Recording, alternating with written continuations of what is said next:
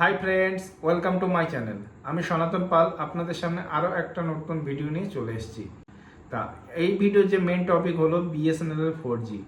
আপনাদের বলে রাখি, বিএসএনএল এর 4G ইতিমধ্যেই ভারতবর্ষের অনেক রাজ্যে চালু হয়ে গেছে, ইভেন ওয়েস্ট বেঙ্গলেরও কিছু কিছু জায়গায় চালু হয়ে গেছে।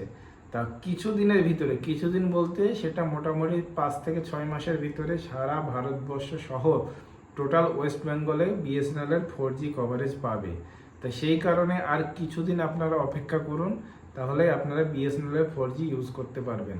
তা বিএসএনএল এর সিম একদম সহজ উপায়ে পাওয়া যাচ্ছে, এখন কঠিন কোনো কিছু নাই। অনেক জায়গায় রিটেলার ছিল না, কিন্তু গত কয়েকদিনের ভিতরে যে অন্যান্য কোম্পানির রিচার্জ অ্যামাউন্টটা হিউজ পরিমাণে বেড়ে যাওয়ার ফলে মোটামুটি আপনি এখন খোঁজ নিয়ে দেখতে পারবেন যে আপনার এরিয়াতে আপনি বিএসএনএল এর সিম পেয়ে যাবেন। যদি না পেয়ে থাকেন তাহলে কাস্টমার সার্ভিস অফিসে গিয়ে আপনি ওখান থেকে কালেক্ট করতে পারেন।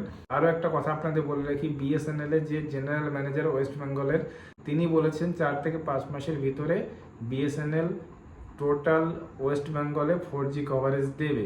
সেই কারণে আর কিছুদিন অপেক্ষা করুন, আপনারাও বিএসএনএল এর কভারেজ 4G পেয়ে যাবেন। আরও একটা বলে রাখি, যাদের বাড়িতে 2 থেকে 3টে সিম কিংবা 2 থেকে 3টে মোবাইল ইউজ করে, তারা চাইলে একটা সিম কিন্তু বিএসএনএল করতেই পারেন।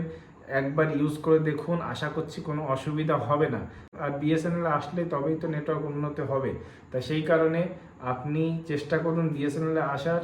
অল্টারনেটিভ হিসাবে অন্যান্য কোম্পানি যেগুলো কানেক্টিভিটি ভালো সেইগুলো রাখুন, আর একটা অন্তত পক্ষে বিএসএনএল ইউজ করে দেখুন আপনার এরিয়াতে কেমন কি নেটওয়ার্ক পাচ্ছে। তা এই নিউজটা আপনাদেরকে দেওয়া ছিল, সেই কারণে ছোট্ট একটা ভিডিওটা যদি ইনফরমেটিভ হয়ে থাকে তাহলে অবশ্যই চ্যানেলটাকে সাবস্ক্রাইব করবেন, ভিডিওটাকে লাইক করে দেবেন। তো চলুন, দেখা হচ্ছে পরবর্তী এমন কোনো ভিডিও নিয়ে। ততক্ষণ সবাই ভালো থাকবেন, সুস্থ থাকবেন। জয় হিন্দ, জয় ভারত।